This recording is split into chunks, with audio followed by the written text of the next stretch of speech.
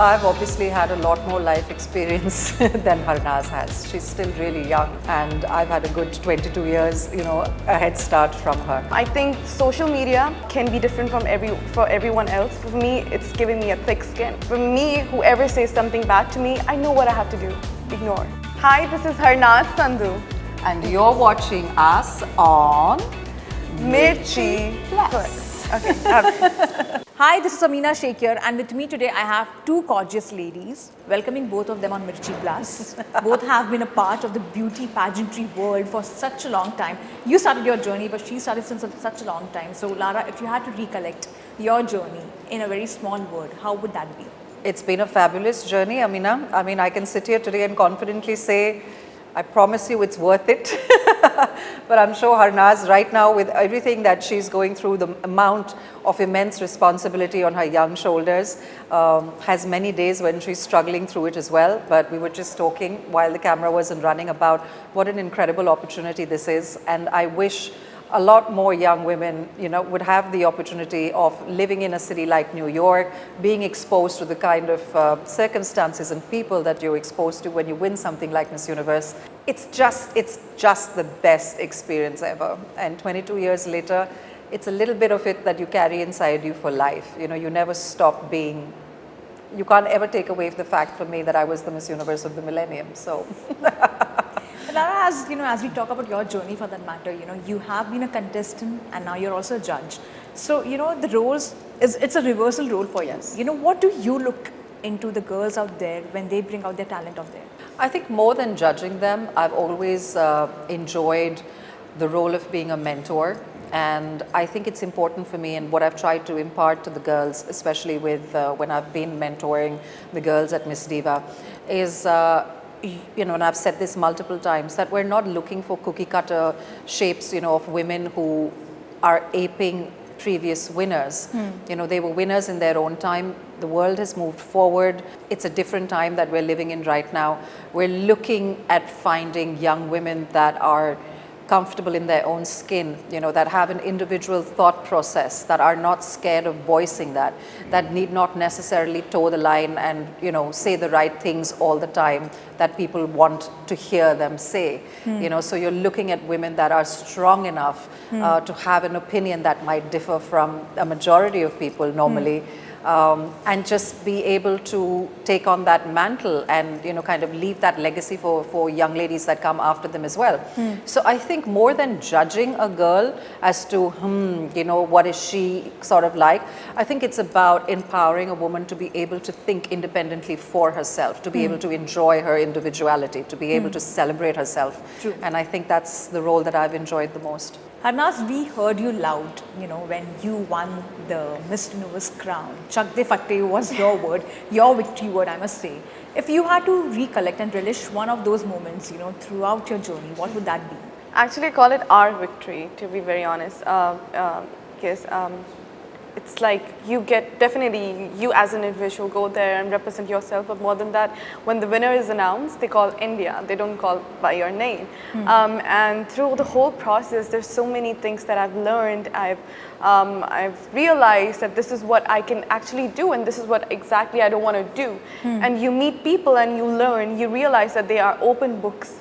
And you need to just listen to them and just add it up into your knowledge and just enjoy and just be yourself. As Lara was also saying, that just don't run away from the fact that you are just 21. I think we need to make people understand that Miss Universe is not about being perfect. Miss Universe is not about that you need to look 24/7 perfect, you need to wear heels, you need to be glammed up. No, it's just being you, and whoever you are, just feel comfortable and represent yourself. So I got the honor to represent my beautiful country, but at the same time I got the opportunity to also meet beauties from all around the world and learn from their cultures, learn from their communities and the backgrounds. And we all came together with one mission to empower women all around the world, and I think that's beautiful. So it's like whoever won that night, of course she brings pride to her country, but more than that, she will bring that, she will make that one difference and break so many stigmas during her reign at the same time. Though the journeys for both of you have been completely different, I must say. You had your own journey, you had your own journey for that matter. But at the same time, the struggle somewhere does come to some common point where Miss Universe are portrayed in a certain manner, if even, Harnaaz, you have faced that, backlash also, and even you have, for your kind of craft you have done so far.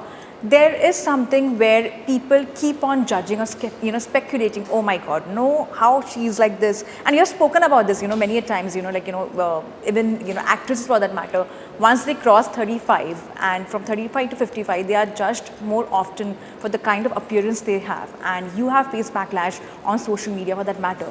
How you both actually, somewhere try to have that courage to deal with such, social media stigma somewhere? So I've obviously had a lot more life experience than Harnaaz has. She's still really young, and I've had a good 22 years, a head start from her. But to be honest, Amina, I just feel, at some point of time, you get to an age in life where you get so comfortable in your own skin.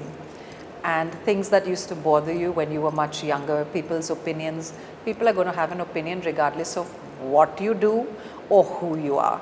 I can guarantee you that I don't think you in your personal life get any less commented on than what we face, in our lives. So yes, we're public figures, and therefore we may have larger social media sort of followers and following, and therefore we have a larger amount of people weighing in on our choices, on what we look like. But I think, you get to a stage in your life where you get so comfortable in your own skin, you know your own truth, you know who you are. And nobody knows that better than yourself. You know what you stand for, you know the things that are priorities to you. And it doesn't matter what anybody else sort of thinks, and then you also get to a stage where you realize that people in their own lives are going through so much. They have so many of their own struggles, so many of their own challenges, that they're spending, maybe 10 seconds of their time thinking about your life. And passing a comment, and then they've got to go back to dealing with their own challenges and the stuff that they've got going back in their own lives. True. So somebody spends 10 seconds of their time on you, and you end up spending a day of your time completely focused on this one comment that somebody made in some random moment, and you never cross their mind again for the second time. Right. So I think you need to have perspective in life. You need to understand that I'm very glad that I crossed that person's mind, which means I'm not out of sight and out of mind. I think that all kinds of crossing is good, especially in the business that we're in. Right. What do you have to say, Harnaaz? Yeah, I truly agree with her, the way she has put words and described that sometimes when somebody says bad about you, it's not about you, it's about them. True. They think bad about themselves. That's why they try to pull you down and make you realize that this is wrong. But nobody knows better than you yourself. I think social media can be different for everyone else. For me, it's giving me a thick skin. For me, whoever says something bad to me, I know what I have to do. Ignore. Or if it's that bad, I reply them in a beautiful way. It's not about hating someone who hates you. It's about spreading love. That's the difference. If their words matters, then your words matters too. It depends upon you that you have to choose your words wisely and make sure that you do what you want to do, and don't let people describe your personality. So that's the mission that I go through, and I look up to other people, how they are handling it. So if they can do it, I can do it too. And if I can do it, then the people who are looking up to me, they can also believe that they can do it too. Lara, you were being asked this question when you were, during the pageant that time, that, the disrespect was happening in the pageantry world, and if you had to defend them, how would you do that even now? Well, I've lived it. I lived it from the day after I was crowned. I mean, I went on to be a Goodwill Ambassador with the United Nations for 14 years. I worked on women's rights, I worked on women's empowerment, I worked on gender issues, I worked on gender equality, on women's reproductive rights issues, So there's just so much more. You change that perspective by walking the talk. You change that perspective by being that person that they don't see when you're up there in a red gown competing, for a crown. And life goes on beyond that one night. It's not just about that one night. It's not just about that country being called out and a crown being placed on a young lady's head. Life moves on from there. You have an entire year, tremendous amount of responsibilities, wonderful opportunities. And I think people need to kind of focus on that a little bit rather than just that one pageant. I know the pageant is a huge televised event. I know that's where, the glamour is and where the big bucks are and all of that. But yeah, a woman's life completely changes. One young lady's life completely changes for life from that night onwards. Harnaaz, you are being asked about, one advice you like to give to the women out there who are dealing with a lot of pressure in today's life. Right. If you had to carry that forward, even now, if you see, women are actually, they're excelling in a lot of things, in the field of, media or Bollywood or entertainment or doctory or anything for that matter. But at the same time, somewhere they're not as applauded, everywhere as much as, a male, would be. That is what even I have seen that for that matter.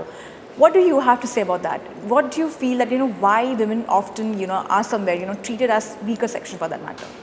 Though they are the strongest out of all. They are truly, like, the woman of my life is my mom, who's a gynecologist, and she broke the patriarchy system in my community, and she truly inspired me and empowered me to do something independently and believe and just conquer the whole universe. So I think it's that we need to support each other, women supporting each other, and we can see how they incredibly break so many stigmas. And if you know about my advocacy is about menstrual equity, and that's how I learned about it when I was young enough, and I realized that I'm privileged that I have a mom who's my best friend and a gynecologist. So I had that opportunity to ask questions and to bypass and just feel comfortable. But when I traveled around the world, I realized there's so many countries or so many parts of the world itself where women have to choose between food and feminine products. And that's what I believe, that if being a woman, you are enough privileged that you have went through great things in your life, it's your duty and responsibility to look forward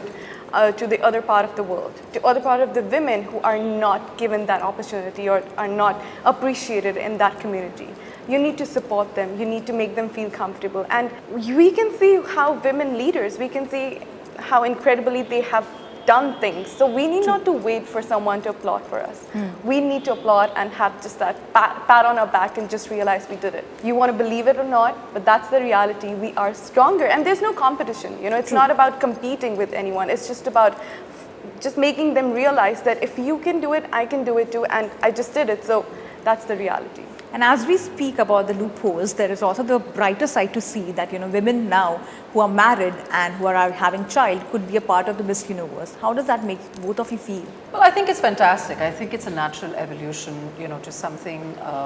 Even the pageant world is evolving from what it, the stereotypical pageant was always supposed to be about. And I think women are playing different roles already in society, So I think it was just a matter of time before pageantry as well evolved and adapted to that world. So I think it's a step in the right direction. Of course, that said, I would be very interesting to see the way that this would play out, for women going forward, how this would be able to allow, especially women that are married or women that have young children, to be able to enjoy the same kind of opportunities that we have had as Miss Universes. So I think the organization will do everything in their power to sort of create that environment for these women. So I, for one, am very interested to see how this new rule will play out. And lastly, 17 years of No Entry Mentry. You recently celebrated it on social media. Will we get to see you in the sequel too? Or should I reserve my questions? Yeah, I'm not allowed to say anything about the sequel. What sequel? Oh, really? Because Salman recently confirmed about it. So did he? Yeah. You'll have to ask him. And before I let you go, you are already making people watch the video of Kal Ho Na Ho, the rendition of it in a way. So when will we get to see you in the world of entertainment now?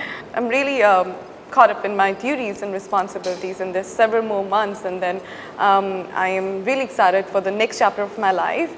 And you know that I'm an actor by profession already, and I'm a theatre artist from the last 5 years, so that has always been my passion. But I really look forward for the right project and look forward for the right team and everything. So for that, stay tuned. Thank you so much for your lovely time and all the very best for your upcoming projects.